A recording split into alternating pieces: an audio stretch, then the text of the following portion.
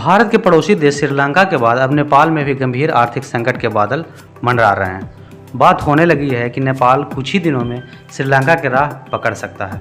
तो आइए जानते हैं कि नेपाल में संकट कितना बड़ा है। 2 करोड़ 90 लाख आबादी वाले नेपाल में खाने पीने और ज़रूरी चीज़ों की कीमतें आसमान छू रहा है। सरकार 1 दिन छुट्टी देने के बजाय 2 दिन छुट्टी देने के बारे में सोच रही है ताकि पेट्रोलियम प्रोडक्ट की खपत को कम किया जा सके।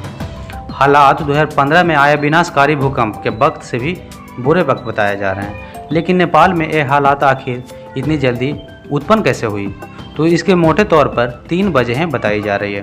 पहली, नेपाल का इंपोर्ट बिल बहुत बढ़ गया है, जो देश की कमाई का आधा हिस्सा इंपोर्ट बिल भरने में जा रहा है। इसका सीधा असर नेपाल के फॉरेन एक्सचेंज रिजर्व पर यानी विदेशी मुद्रा भंडार पर पड़ा है।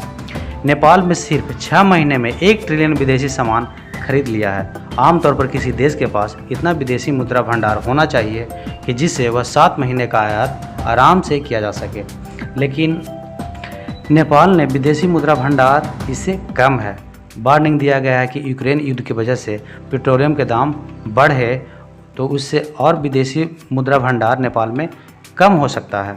दूसरी वजह है नेपाल का वो 35 लाख नेपाली जो दूसरे देश में रहकर काम करते हैं और घर पैसा डायरेक्ट भेजते हैं।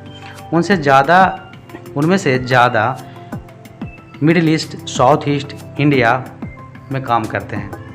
नेपालियों ने 2020 में करीब 800 करोड़ रुपए घर भेजे, जो जीडीपी का 1/4 से भी ज़्यादा है, लेकिन इनमें कमी आई है। अर्थशास्त्रियों के मुताबिक महामारी में लगे लॉकडाउन, लोगों की जॉब जाने और ज़रूरत की सामान की कीमतों बढ़ने से नेपाल में करीब 12 लाख लोग गरीबी रेखा से नीचे चले आए हैं। तीसरी वजह है पर्यटक, जिस पर कोविड की वजह से बहुत बुरा असर पड़ा है। टूरिज्म विदेशी मुद्रा कमाने का बहुत बड़ा जरिया होता है। नेपाल की अर्थव्यवस्था टूरिज्म पर हद तक निर्भर है।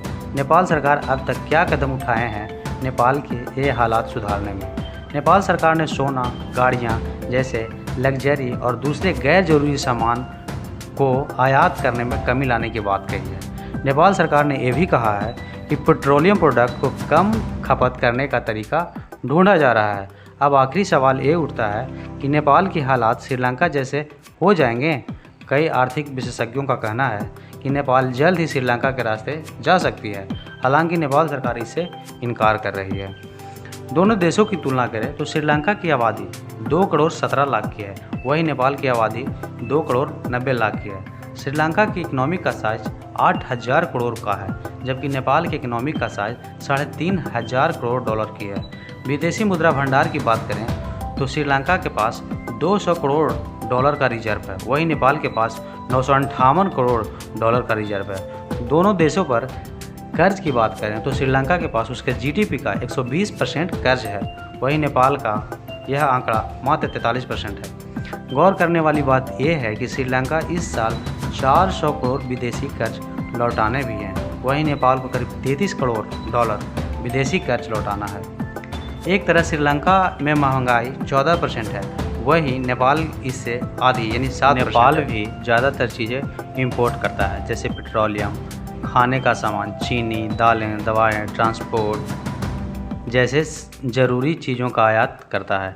अगर नेपाल अपना फॉरेन रिजर्व करेंसी मेंटेन नहीं रखता है तो उसे तुरंत के ज़रूरी चीज़ों के खरीदने का पैसा नहीं बचेगा। वहाँ बड़ा आर्थिक संकट पैदा हो सकता है। कुल मिलाकर कहा जाए तो नेपाल की हालात श्रीलंका जितना बदतर तो नहीं है। अगर समय रहते सही कदम उठाए तो बहुत बड़ा इकोनॉमिक संकट में घिरने से बच जाएगा।